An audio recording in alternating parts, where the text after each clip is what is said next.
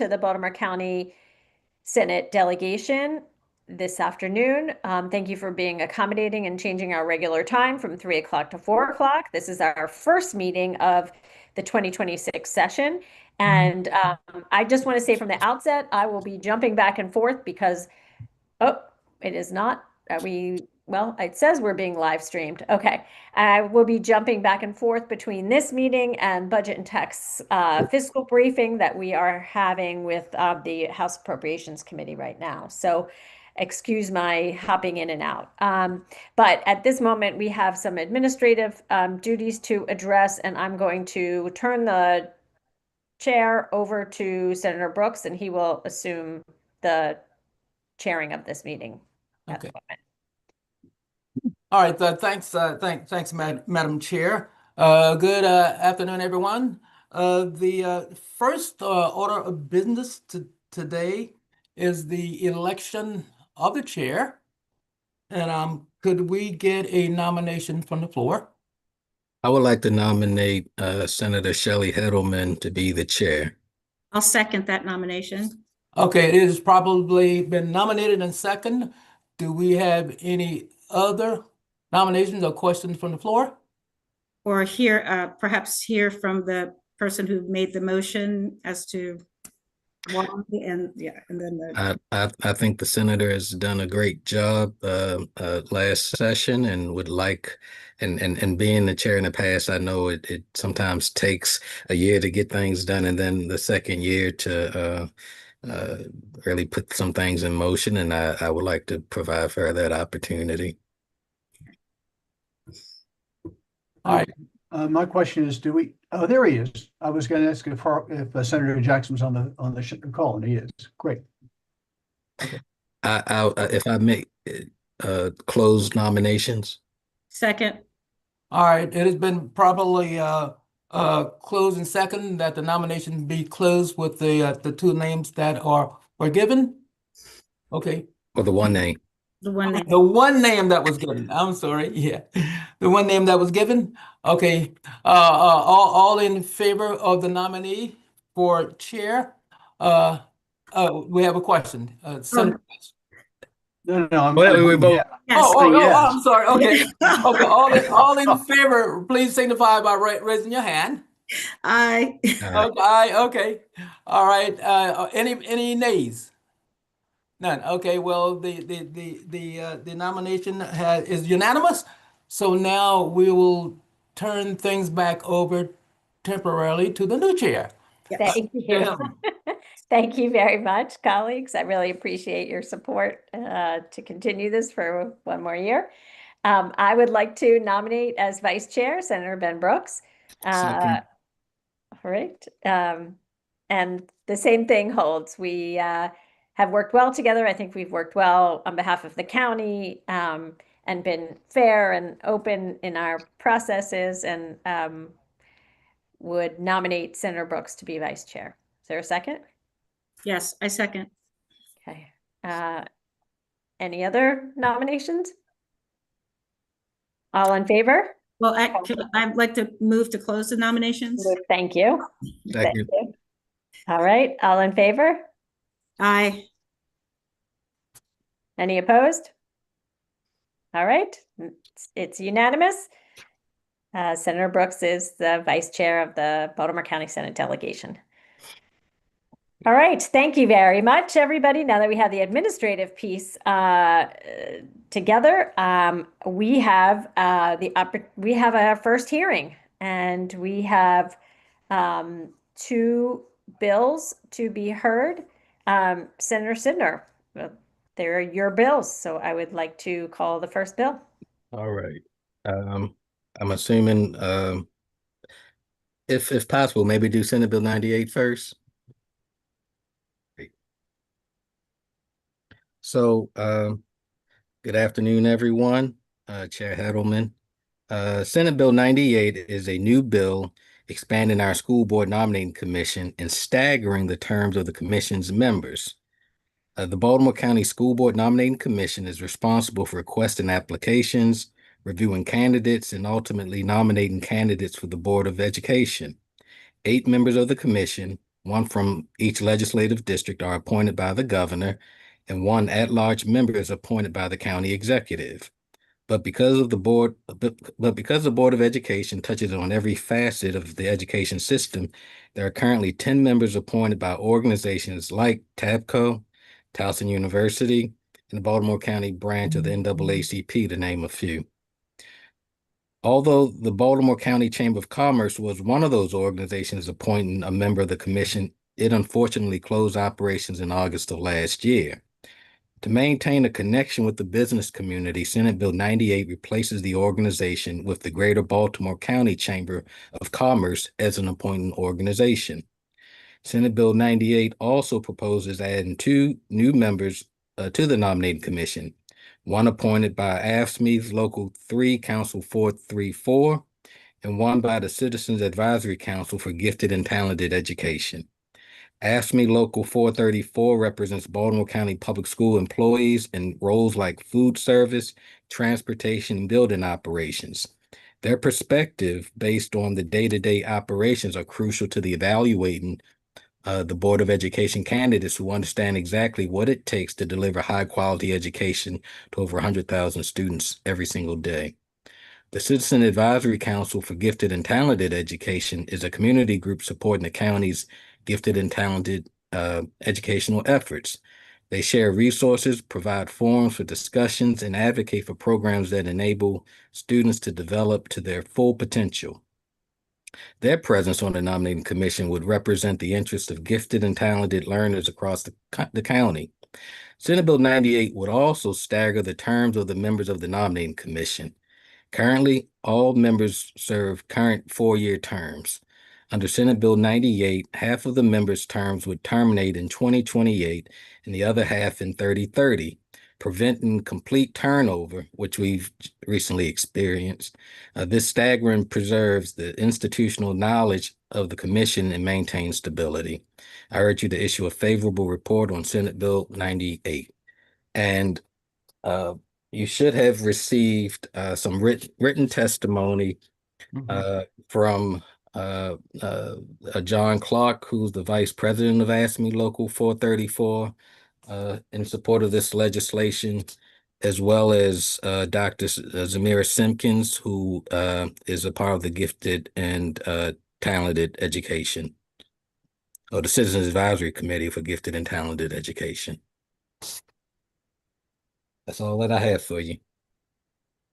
Thank you. Chair, could I be recognized for a question? Yes, go right ahead. Thank you. And thank you so much. I am looking at so we increase it by 2, and I'm looking at the uncodified language. And we start with I guess, section 3. So this first set have a term that ends in 28. Is that correct? So that would be lines 6 through 20. 20. Mm-hmm. And then the second batch, they're all when do they start? Because then their terms. They all would start as of October 2026. So that's when the bill goes into effect. Oh, so there'll be members that would serve 2 years, and then they'd have to be reappointed. Correct. Okay, and one set is the 4 years. Yep. Okay. Because we ran into an issue with everyone's terms recently terminating. I just wanted to understand. And so 7, 10, 42, and 44, when they're appointed, they have 4-year terms, and 6, 8, 11, and 43 have the 2-year terms and then would be reappointed. Right. Okay. All right. Thank you. You're welcome. All right. Do we have any other questions? Senator West. Senator West? Yes, I have a hand up. So currently we have the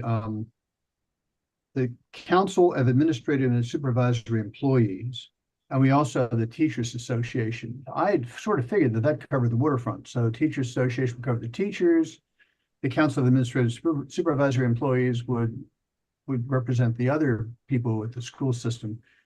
What does the AFL-CIO add that those existing two groups don't cover?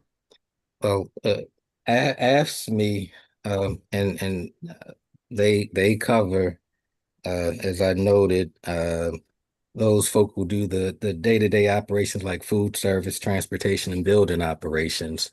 Those other unions do not cover members who represent or do provide those types of services. And I'll share that this came up at the beginning of the school year when we were discussing membership, and there was a member of ASME who came up to me and has shared, there are many of organizations and some of the unions that serve on the school board nominating commission, but we're not. We're the only ones that aren't, and we would like to be on and provide our input, and which is why this legislation was introduced. In addition to some of the other reasons that I talked about. Okay, and one last question. In the past, have all these organizations that are supposed to send representatives to the nominee, have they sent representatives, and have the representatives attended the meetings? It's been, honestly, from what I could tell, it's been hit or miss. There have been some organizations that were not always in attendance, and there were some that were very faithful members. And I think with the Baltimore County Chamber of Commerce, I can distinctly remember that they were one organization that hadn't shown up, but it's my understanding that the chamber that we're going to be replacing with there, looking forward to serving and being a part. All righty. For some reason, my screen is such that I can't see any other hands. There are no more hands. Okay, Senator, we did receive an opposition letter from Ms. Julie Henn. Okay. Did you want to say anything about? She's on. I am on. Good afternoon. I'm sorry. Okay, Ms. Henn, go ahead. Yes, thank you, Senator. And thank you, Senator Sidner, for acknowledging me. Good afternoon, members of the delegation. My name is Julie Henn. I'm testifying in opposition of Senate Bill 98. My opposition is not specific to these groups per se. This bill seeks to expand the school board nominating commission by adding more groups and appointments. And while I agree that inclusion is generally a positive goal, in this specific context, it moves us in the wrong direction. We do not need a larger, more bureaucratic commission to handpick our school board members. We need more voters picking them. The citizens of Baltimore County have made it clear that they want an elected school board. The ideal structure we should be striving for is a fully or majority elected board, specifically 9 elected members and perhaps 2 appointees for specialized expertise. If we move toward that model of greater elected representation, the need for a larger nominating body goes down, not up. Expanding the commission now simply adds layers of bureaucracy to a process that should be shrinking as we hand more power back to the voters. The ultimate oversight authority belongs to the parents and residents of this county, exercised at the ballot box. We don't need to spend time re-engineering the bureaucracy of appointments.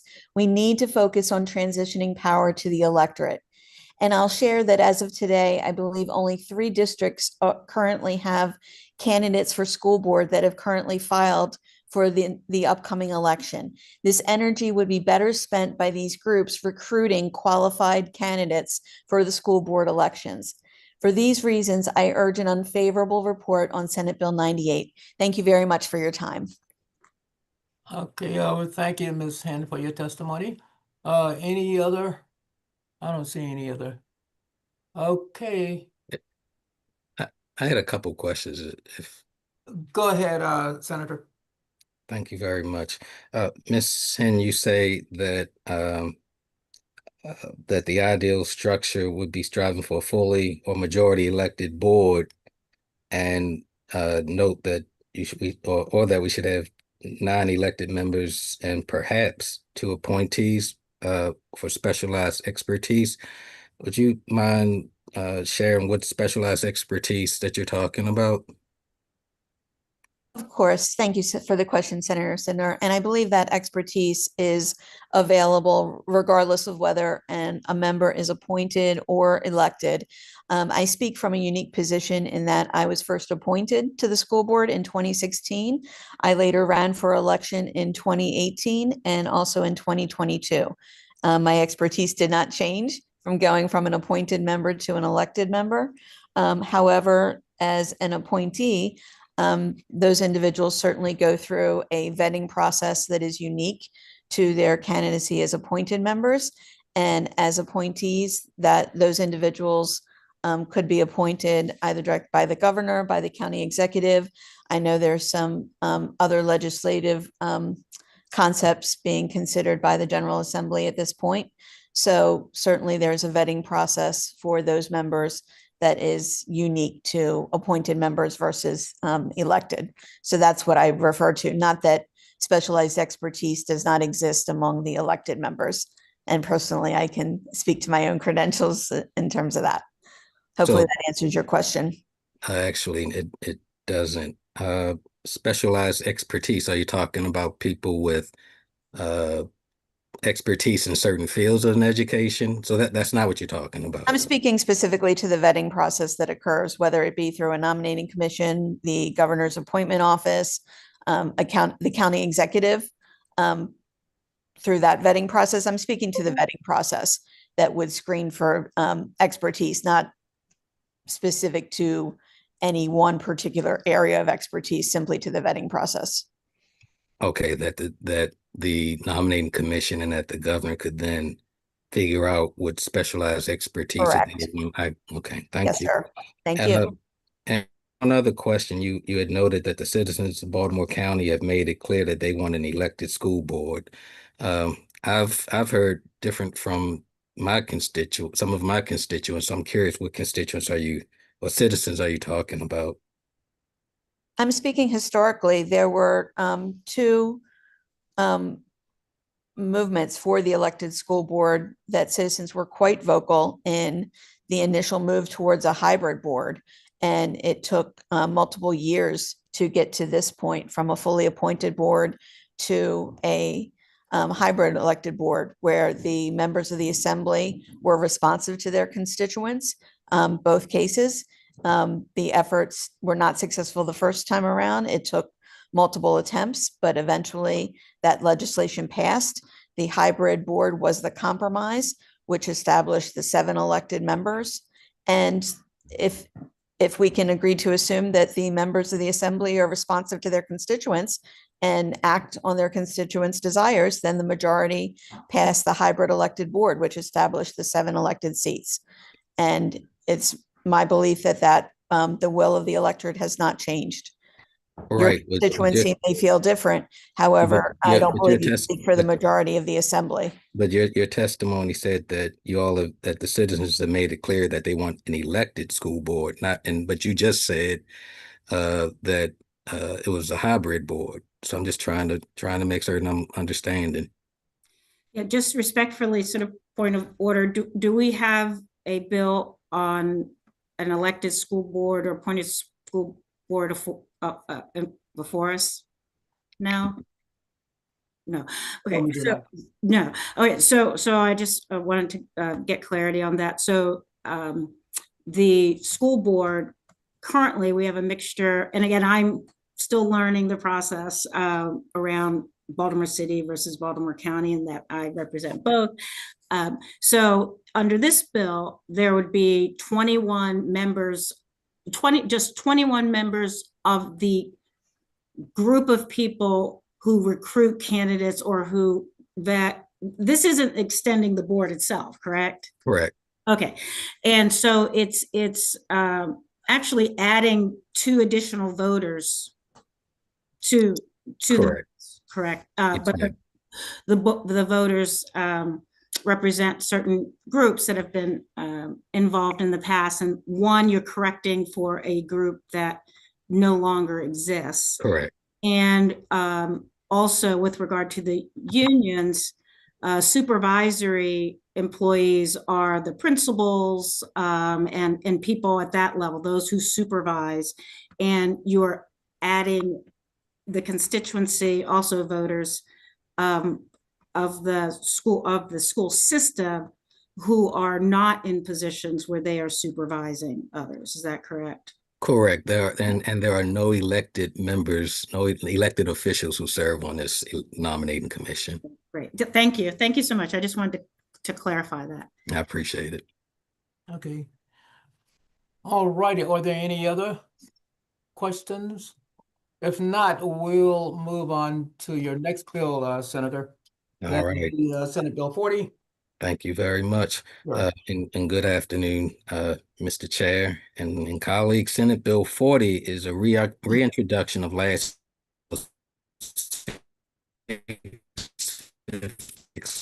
in a 3 vote, but failed to pass out of Baltimore County's House House of Delegates after a 9-4 vote failed to meet the required 11-vote threshold to receive a letter of support. Concerns were raised by a few of our House colleagues regarding the political implications of having the Baltimore County Board of Education submit the initial proposed redistricting map to the General Assembly. To assuage these concerns, we have changed the legislation to have the Department of Legislative Services draw the district lines. Outside of this alteration, the bill remains the same as Senate Bill 656. This year, Baltimore County will be holding elections for a number of elected offices, including our school board. While Baltimore County Board of Education consists of 12 members, 7 board members are seated after participating in a nonpartisan election. Under current law, 1 member is elected from each of the 7 councilmatic districts in the county, established by the county councils of Baltimore County by the voters of that district. Now, in the summer of 2024, the county council had introduced a charter amendment in bill number 4724, which proposed to increase the number of council members from 7 to 9, beginning in the 2026 election cycle. While Baltimore County voters expanded the county council from 7 council members to 9, the county council did not have the authority to bind us to enact legislation to increase the number of school board to 9 and reduce the number of appointed members from 4 to 2. This authority rests with us to determine how and if the state provisions will be amended. After seeking the input of key stakeholders, it became clear that they did not want a larger school board. It was also clear that the decrease in the number of gubernatorial appointments was unacceptable as well. So I set out to produce a method that kept things as close to status quo as possible, but addressed the reality that the number of our elected school board members were tied to a 7-member county council. Senate Bill 40 proposes that new framework. If we do not want to increase the school board size and we do not want to modify the balance we have with our hybrid board, we have to create a school board district separate and apart from county council districts. Senate Bill 40 uses 7 current council districts and converts them to school board districts. We would use these current council districts for 2026 and 2030 elections, and Baltimore County voters will continue to vote for a school board member who would be a resident living within the school board district. Under Senate Bill 40 and beginning with the next decennial U.S. Census in 2030, school board districts will be reapportioned after each census, effective until the following decennial U.S. Census. Starting with the 2034 general election, 1 member will be elected from each of the 7 school board districts established by the aforementioned redistricting process. The reapportioned districts will be substantially equal in population. Now, I've heard where people have talked about voter confusion, but our voters are capable of understanding multiple layers of districts. Baltimore County is divided into 9 county council districts, 8 state legislative districts, and 4 federal congressional districts. And council members, state representatives, and federal legislators work together to address the needs of our Baltimore County residents. I believe in our elected school board members' ability to do the same, just as the 4 appointed at-large members currently do. In conclusion, As I noted in the beginning of my testimony, current law dictates that one member is elected from each one of the 7 councilmatic districts in the county established by the County Council of Baltimore County by the voters of that district. So we cannot wait until the next legislative session to address this. We can address it this session. In 2026, there will be 9 council districts that no longer align with the education code. For that and the aforementioned reasons, I ask that this committee to give a favorable report on Senate Bill 40. And if I may say one other thing, what I am suggesting is not any different than what they do in terms of education districts being separate and apart from councilmatic or commission districts, because they do this in Montgomery County, they do it in Talbot, they do it in Prince George's, and they do it in Caroline County. Thank you. All righty. Senator West. Thank you. So this is similar to the bill, close to identical to the bill we heard last year. Correct. I guess one difference is that you want the Department of Legislative Services to draw the lines. Right. These things tend to get very political, and typically the Department of Legislative Services tries to shy away from getting political on one side or another. They represent everybody. Why do you think it's a good idea to get the Department of Legislative Services involved in making political decisions about which communities should be included in one district and which should be included in a different district? As I noted last year, I had the Board of Education or the school system that was willing to do it. Destination from some of the members in the House.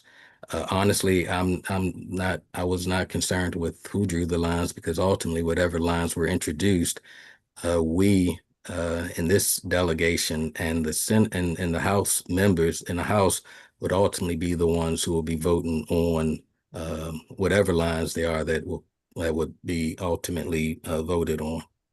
So they have the expertise. They draw congressional lines. They draw our state lines. So I thought that was an all right solution to an issue that they had. Well, the 9 councilmatic districts are going to be drawn by the county council. Mm-hmm. It makes sense for the county council, which represents the people of Baltimore County, to draw the lines, not the State Department of Legislative Services based down in Annapolis.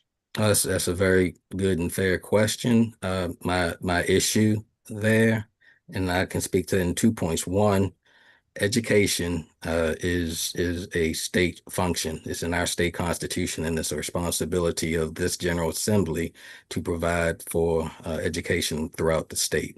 That's number one. Number two comes from my personal experience with this county council and having sued them after their drawing of the 2021 maps because they violated the Federal Voting Rights Act, and after dealing with what had happened and what transpired in 2024 with their map in 2025, honestly, I do not trust to provide our county council with the opportunity to draw maps that will ultimately harm students or could harm students. So they've shown in 2 different opportunities over the course of 4 years not to do right when it came to drawing maps. And as we know, when you draw these maps, they're just as political drawing the maps as what you say that we're going to be. I'd rather the power, since it is a state function, to be left in our hands than in our county council.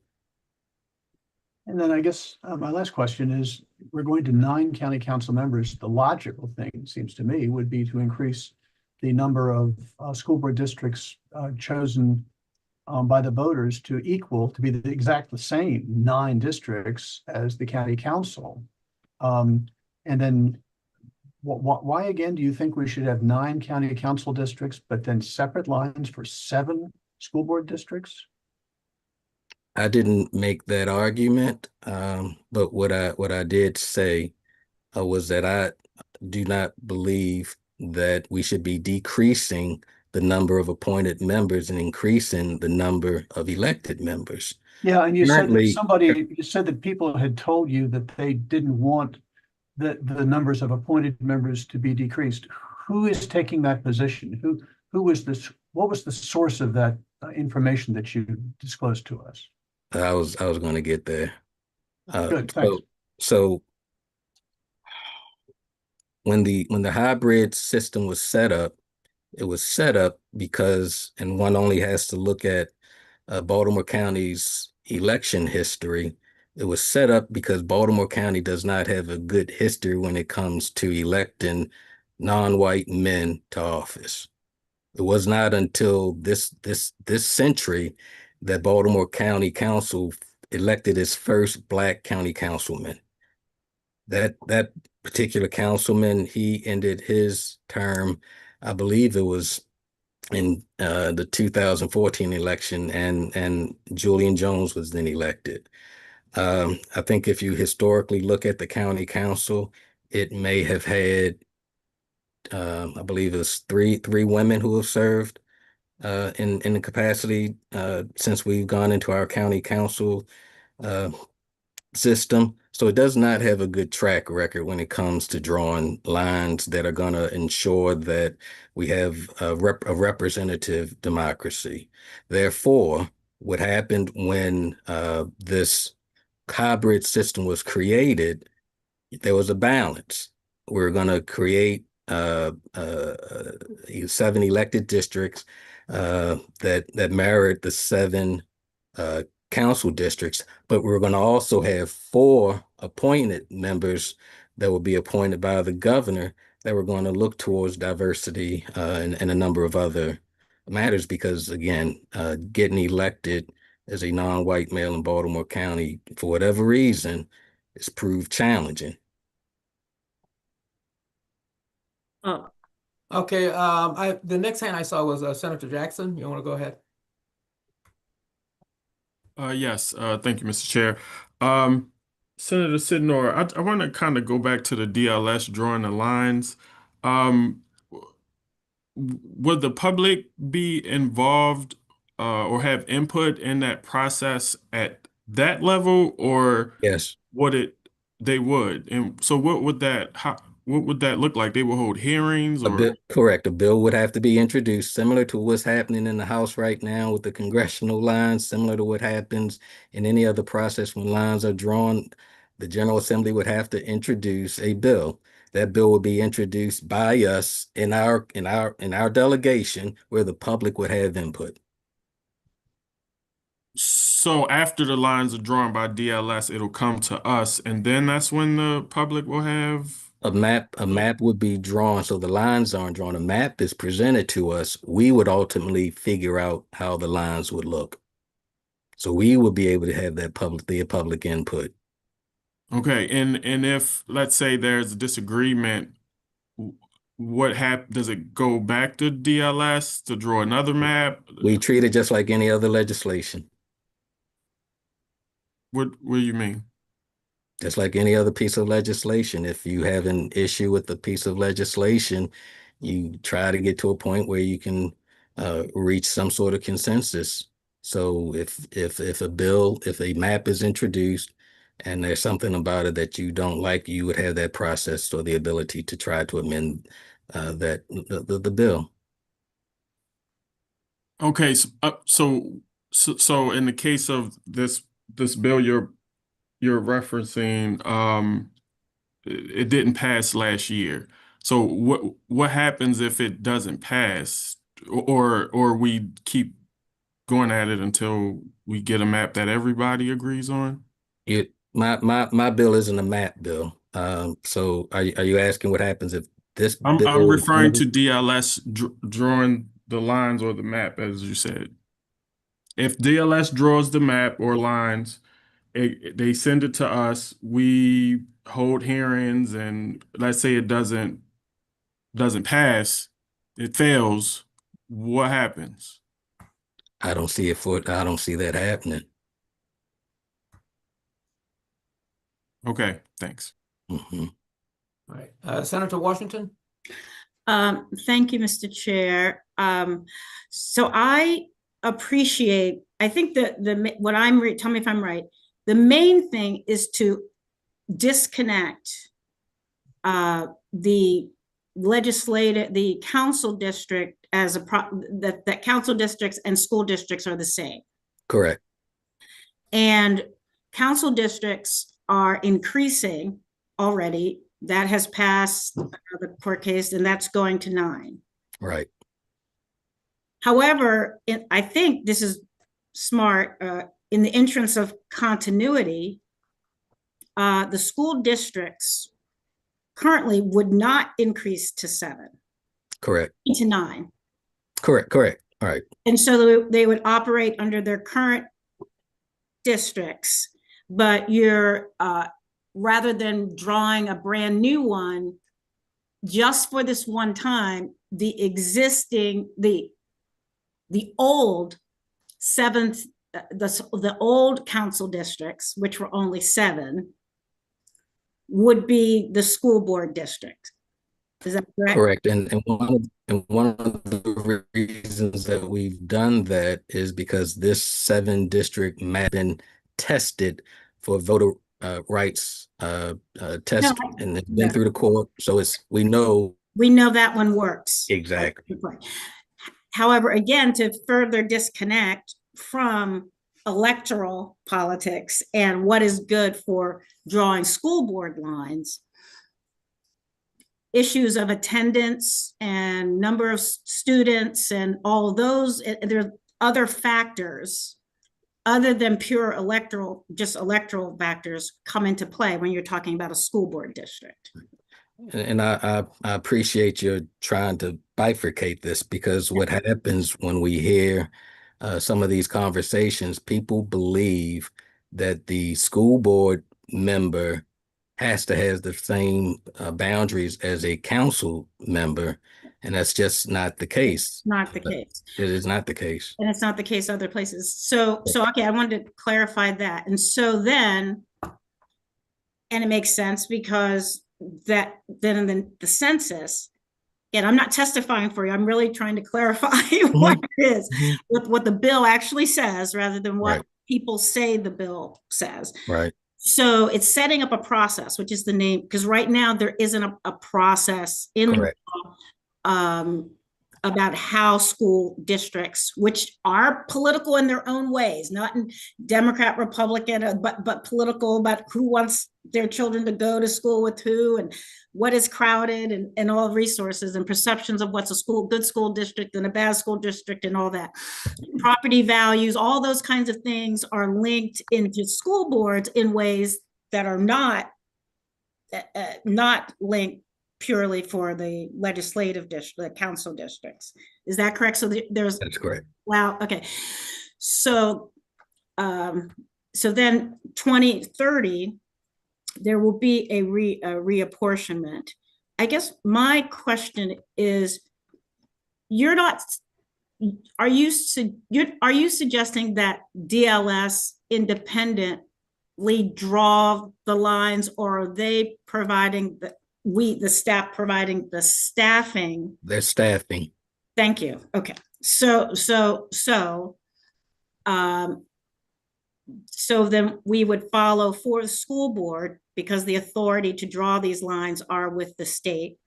So it would follow the similar redistricting process as we draw for state lines. Absolutely. Okay. All right. So I think that is really helpful. So it's not DLS, or you're not setting up an independent commission. No. That would not take in any community feedback. And just to Senator Jackson should know that the redistricting process people submit maps. So we would get maps, and there would be a number of different maps upon which then there would be a final map. Is that what you? That is what is imagined. This process will be no different than what we do when we're drawing our state legislative and congressional lines. Well, I think we could probably put some amendments in to clarify Clarify. that, I'd be open to that. make that process more transparent. I'd be Yeah, open to thank you. that. Okay, thank Mhm. you. Thank you so much. All right, before I go to the opposition, Senator, I've got a couple of questions. Now, does Yes, the sir. bill mandate that school board districts be reapportioned after each decennial census starting in 2030? Yes, Okay, and that will, I guess that would ensure that they are substantially equal in population and correct. in line with the modern democratic standards? Yes, sir. Every 10 years. Okay, okay. Now, and does it provide a concrete legal framework for creating school board districts, replacing potential ambiguity in how Yes, members sir. choose Because principals? right now there really is no framework. We've done the elections for I guess two election cycles, and they've just been tied to the 7 council match districts, and that's it. So this provides a framework for moving forward. Right. And also, does it require elected members to reside in the districts they represent? Absolutely. Okay, okay. And is there any type of say uh term limits on for both elected and appointed members? Not in this bill. We don't address that. Okay, okay, okay. All right. Okay. All right, well, thank you. Now we'll move on to the opposition. Ms. Hen, I think I saw you on the opposition list. Yes, thank you again, Senator Brooks. Sure. Once again, this is Julie Hen. I'm testifying again as an individual member of the Board of Education, not on behalf of the board, in opposition to this bill. As you know, this bill proposes creating entirely new school board districts that differ from our current county council districts. While the intent may be to adjust representation, the practical result will be the loss of vital coordination between local leaders. It creates a system where a single school community might be represented by a board member from one district and a council member from another. This breaks a working partnership. Currently, a school's priorities become a district's priorities. That district's team, the council member and board member, work together to support the school on both short and long-term needs. Crucially, the team coordinates its constituent service on school-related issues. If you pass this bill, you break that alignment. A constituent with a school issue will no longer have a unified team working for them. They will have 2 representatives from different areas with potentially competing priorities. I believe the path forward is simple and fair. We need 9 elected members aligned directly with the 9 council districts. This structure preserves the district team approach and ensures that every part of the county has distinct, coordinated representation. We should be making it easier for leaders to collaborate on school issues, not harder. And speaking off the cuff, I've found it very effective working with my counterpart on the county council. We have worked together now going on 10 years. That is County Councilman David Marks, most effectively, particularly on constituent service issues. The electorate has a long-time relationship working with Councilman Marks. They are not as familiar with the role of the school board. They contact his office for school issues on a daily basis, and those are able to be efficiently channeled to me, and vice versa. As they build relationships with me, I'm able to partner with Councilman Marks' office on issues that he can assist with. While we each have our own lanes, many issues, there is overlap, and we are able, our offices, well, his office and me, I'm a one-woman show, are able to partner together again to serve constituents more effectively, which is why we're all here, and that is to serve. That's not to say I don't work with all members of the county council. I absolutely do. And speaking from a unique position, having served as an at-large member and as an elected member, I've worked with all members of the council. If someone comes to me, I'm going to help them. If a member of the public comes to me, I'm going to help them, just as our at-large members do. However, I was always taught that if something isn't broken, then don't break it. And this is working well. It's working well in my district. It's working well for other school board members and their counterparts on the county council. And I would urge you to also not ignore the fiscal impact of this legislation. No matter how small, every dollar counts. With this election, the Realignment of the council districts and school board districts will involve creating, I believe it's 15 new precincts and printing those ballots. That's a cost. And this will generate costs too of having to redraw new school board districts separate from the council districts. I will also point out that the results of the past two school board elections in 2018 and 2022 resulted in electing 2 Black women to the school board, 4 white women to the school board, and 1 white man elected to the school board. And those were the same results in 2018 and 2022 using the current councilmanic districts.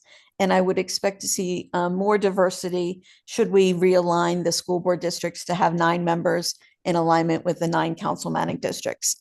And thank you, Senator Brooks. I realize I'm probably over time, so I thank That's you. okay. Yes. All right. Okay. What we'll do, we'll go to our next opposition individual, and then we'll entertain questions. Ms. Is Yara on? Yara Sheikh? She's muted. Oh, will you? Oh, okay. Would you? I'm unmuted. Thank you. Okay, go ahead. Sure. Thank you for this opportunity. It's All right. always nice to be in front of the delegation. So I would argue that voter turnout and voter participation is extremely important. The 2022 Maryland general election provides significant evidence of down ballot disengagement in Baltimore County. Approximately 49.28% of registered voters cast ballots in the gubernatorial race, but participation declined sharply in Board of Education contests. The countywide governor's race received 272,000 votes. The cumulative total across all 7 Board of Education districts was 199,000. This is a 27% drop-off, 72,000 plus fewer votes. Montgomery County's education of 5 districts are aligned with the actual education districts that are supervised by the school system, and voters vote at large across the county for those 5 educational districts, and their board is smaller than ours. So SB 41 does not mirror this. SB 41 adds to voter confusion down ballot, maintains for election cycles of the 7 member districts that were redistricted to 9 in 2025. But they were redistricted to promote greater candidate diversity, and it leaves school board members with larger districts, the majority of which are 120,000 residents plus, 2 of which are 127,000 residents plus. These are large education districts that we're giving to these board members. The expansion of the county council to 9 districts is an important tool in increasing direct representation and service. This step should be extended to the Baltimore County School Board in an effort to avoid voter disengagement, confusion, and governance fragmentation. Alignment allows for board members and council members to continue routine collaboration and allows conflicts to be resolved more efficiently between families, schools, council, and BCPS. It also provides opportunities for joint advocacy, particularly for funding. Maryland is only one of 4 states in the country that our school systems are entirely dependent on county funding and state funding. We have no avenue in which to raise revenue. There is no urgency to pass HB 41 so early in session without review and consideration. The Board of Elections has created 15 additional precincts to address the upcoming 2026 election at an additional fiscal cost. The Board of Elections explained the new precincts at the January 7th Board of Elections meeting. The maps and precincts are set. With this knowledge, we should be working towards a comprehensive and democratic solution of 9 education districts, 2 appointed members, and a student member. And that is my testimony. Thank you. Okay, you're welcome. I think you probably meant SB 40. SB 40. Oh, I'm sorry. Yeah, okay. Sorry. Okay. Sorry. I gave testimony in the House, and it was Yeah, I HB know the numbers are close. HB Thank you, 41 Senator and HB Brooks. 40. Okay. I don't Yeah. like to say inaccurate facts. Thank you. Yeah, that's okay. You're fine. Okay, Senator Washington. Thank you, Mr. Chair, and thank you for this bill. And I appreciate the robust debate that we're having. Often I find one of the things that have frustrated me about the school board election debates, whether it's in my own city, in Baltimore City, or whether it's in Baltimore County or Howard County, is how infrequently the topic of how the particular governance structure impacts students. So again, I just want to affirm and just, I guess, ask. So just imagine there's a question at the end of this. What is the purpose of school districts, right? So is to provide equitable, right, education, right? So a school board, that's the role of the school board.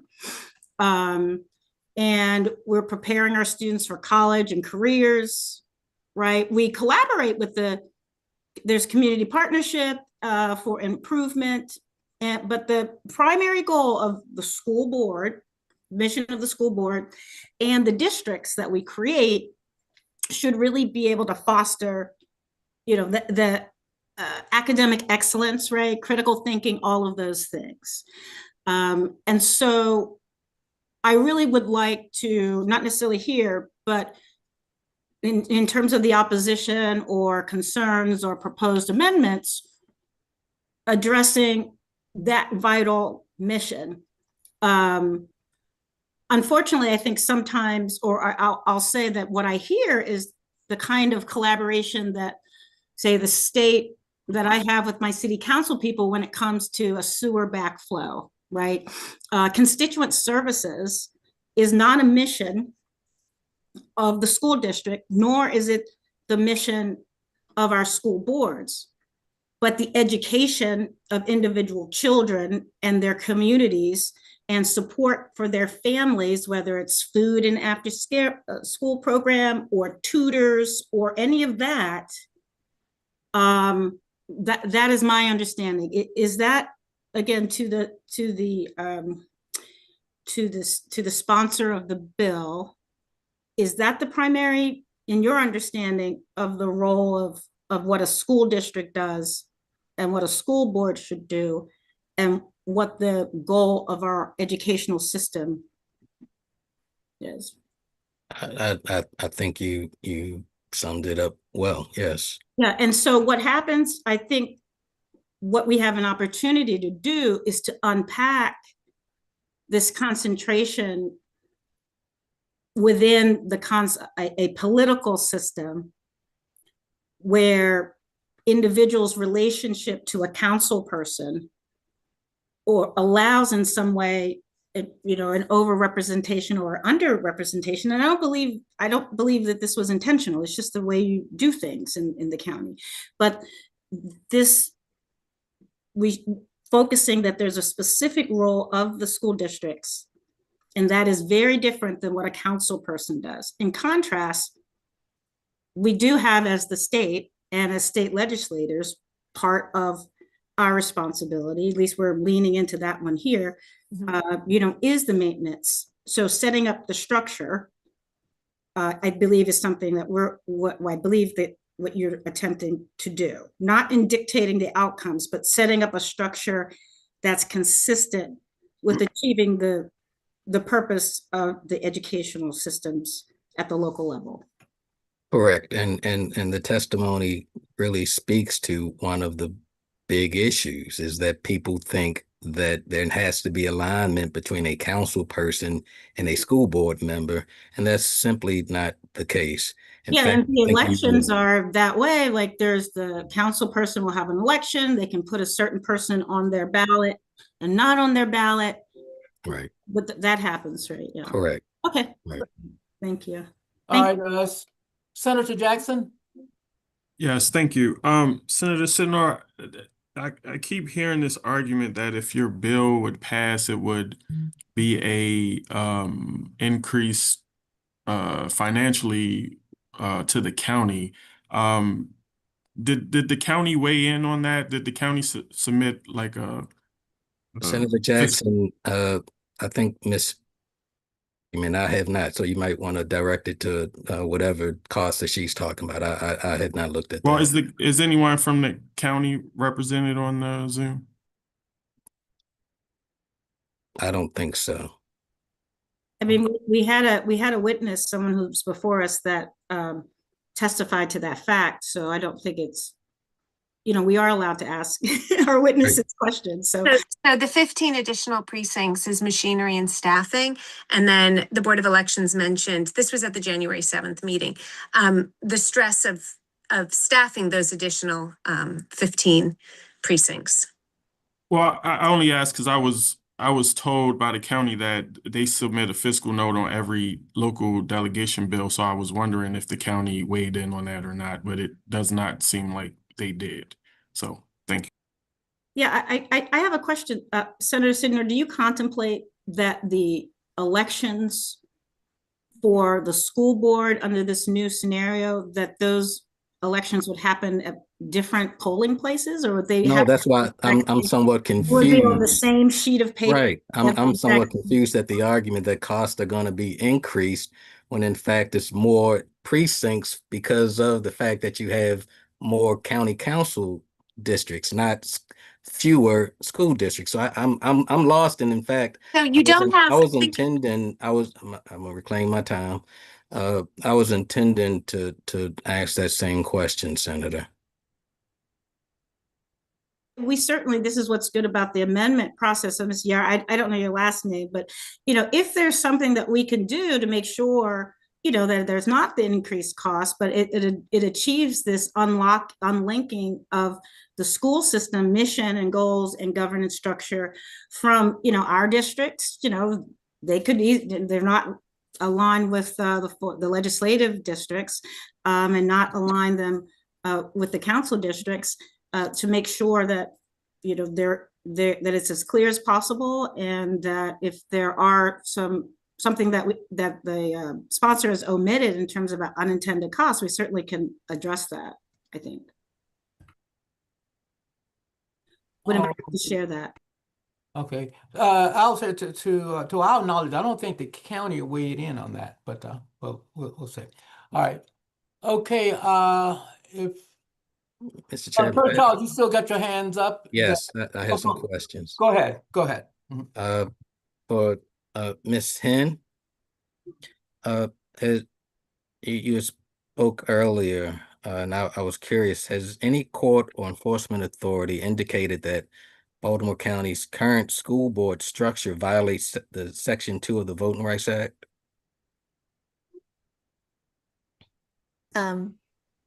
I cannot answer that, Senator. How do we know district misalignment rather than nonpartisan elections or ballot design is the main cause of ballot roll-off?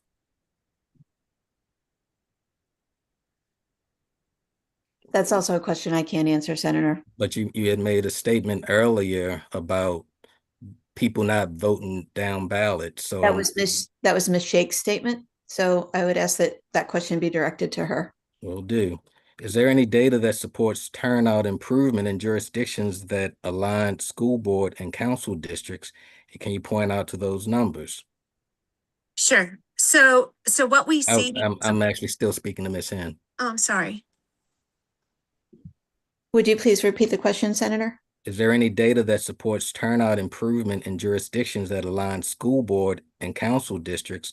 And if so, can you point to those numbers? I believe that data is also something prepared by Ms. Shake. I did not speak to that in my testimony. You actually did speak to that in your testimony when you said that this would be the best thing, aligning the school board districts with the county council districts. So I'm asking about data. I did not speak to voter turnout data. That was Ms. Shake. I didn't say you spoke to data turnout data. I said that you spoke to aligning the county council districts with education or school board member districts. Yes. So I'm asking, is there any data that supports turnout improvement in jurisdictions that align school board and council districts? I did not speak to voter turnout, so I do not have that data. That was not a reason I gave in my testimony in support of that, Senator. Is there any evidence that links district alignment to better student achievement or improved school system performance? Now, you serve on the school board, so maybe you can answer this one. There have been no studies to my knowledge that look at that relationship. So why are you making this argument that it's, well, let me ask you this. Is what you are arguing, is it better for the student? Yes, and I will speak to that, and thank you Okay, for the please do. opportunity. So when I speak to constituent service, I am always speaking to the student and what benefits the student. If the councilman and I are working on a transportation issue, that is for the benefit of the student. If students cannot get to school, they are not learning. And that crosses our lanes of infrastructure, the councilman's lane, into issues of school facilities and student transportation, which is in the school system. That's an example. Yes, it is in the student's best interest that they have reliable transportation to arrive to school. Chronic absenteeism is one of the most important issues we face as a school system. So yes, it is absolutely in students' best interest that we partner together to solve issues and burdens or barriers to attendance. So absolutely, every So, constituent issue that we deal with is in the best interest of students. We are working with families. We are working with teachers. If teachers cannot teach properly, that it has an effect on the student.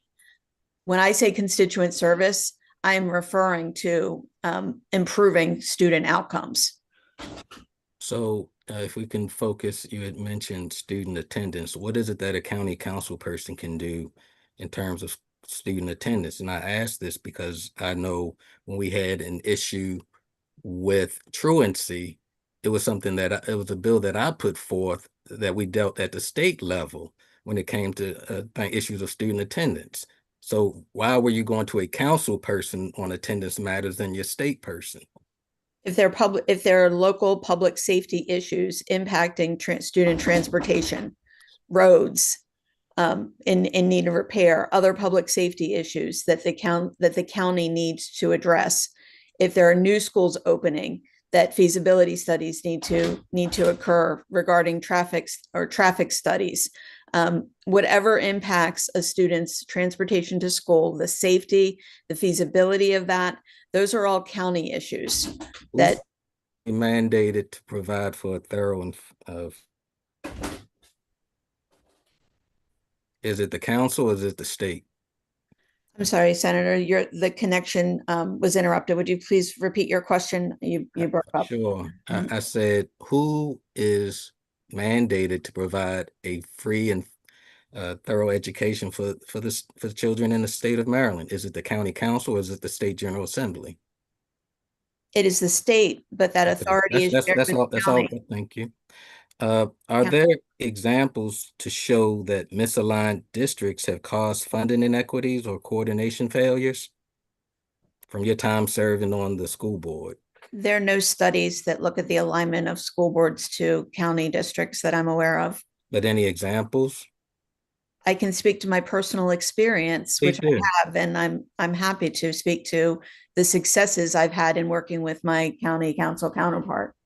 But to my question, are there examples that show misaligned districts that have caused funding inequities or coordination failures? I have been aligned for 10 years with my county council counterpart, so I cannot speak to the impact of a misalignment. Okay, so let me ask this one last question. How can we ensure safeguards to maintain the school board remains independent in decision making if we continue to align it with county council lines? I can speak to the successes of that. I cannot speak to decisions that have crossed lanes. How do you remain independent is the question. How do I remain independent? Our lanes are drawn. But you want them to be the same lines as Councilman Marks, is what I'm hearing. No, I do not. I've spoken to examples where we have worked cooperatively on problems affecting students and within our system, where we have partnered to solve problems in each of our respective lanes. There have been no conflicts of interest or any situations that I can think of where my impartiality have been affected by my partnership to help students in Baltimore County. There have been absolutely none. And had there been a single one, I would recuse myself from any decision-making in my role as a board member. There have been none. All right, so back to my question. How can we ensure that there are safeguards to maintain the school board remains independent in its decision-making? There are ethics. If we were to adopt Yes. what it is that you are suggesting. there are ethics policies and practices and processes in place at the school board to ensure that those are already in place. If I'm not mistaken, during the hearing, didn't you spoke about citizens essentially believing that had a council person, right? So my question is, what's the problem with bifurcating that relationship to ensure that you look as independent as what you're saying that you are? I'm not sure I understand the question, Senator. Think of another way of saying it. Let me attempt to rephrase. Senator, if I might, Yeah, I think probably. I hear it, Mr. Chair, if you don't mind. ahead. I do, change is difficult. We believe that what we do, I don't doubt Ms. Henn's commitment. Actually, thank you for your service on the data privacy. That is as a data person myself, I know that that's not an easy position. I know that this is really important. I think that we can go through and see that I can't imagine that if there were different districts, that collaboration and that opportunity would cease. And in fact, it's quite possible that a particular school district might have 2 senators that would have as a part of their constituency and be able to leverage that at the state level as well, or 2 council people that might also, because the policy is set countywide. And so I think that that's what this is leaning in, is to understanding local districts, but your system is built as a larger system with participating members across it. So I hope you'll see that that's where we're going. And again, appreciate this has been a robust conversation, Mr. Chair, but I'm ready to move to the next thing if we may. Senator Brooks, may I respond to Senator Washington, if I may, briefly? Sure. Thank you. Senator Brooks, if it's okay with you. Go ahead, Len. This will be the last response, because I think we need to move on now. Thank you, sir. Sure. I just wanted to share that I'm sharing what works well. Yeah. And in my service on the board, one thing that I take a special pride in is my service to school families. Mm-hmm. And one thing that I credit to that success is my close working relationship with my partners in county and state government. Yeah. And one thing that my constituents can regularly share with me is positive feedback regarding the success that they've had working both with a county government and myself on the school board, and that we are able to facilitate quick service for them, quick resolution of issues that matter to them and to students. We are about students, and in working, when something is working well in government, you want to continue that. You want to build on that success. And that's where I'm coming from. And it comes from my heart. And I hope you can hear that. I apologize, my camera's not working, but you would see that in my face that I hear that. I absolutely hear that. And that is where I'm coming from. It will work no matter in what context you're doing that in. So thank you, Senator. Okay, thank you, everyone. I just want to say, I want to thank the sponsor for presenting the bills, and thank all of the spirited debate that we had back and forth, and of course opposition and the ones who were sending letters for.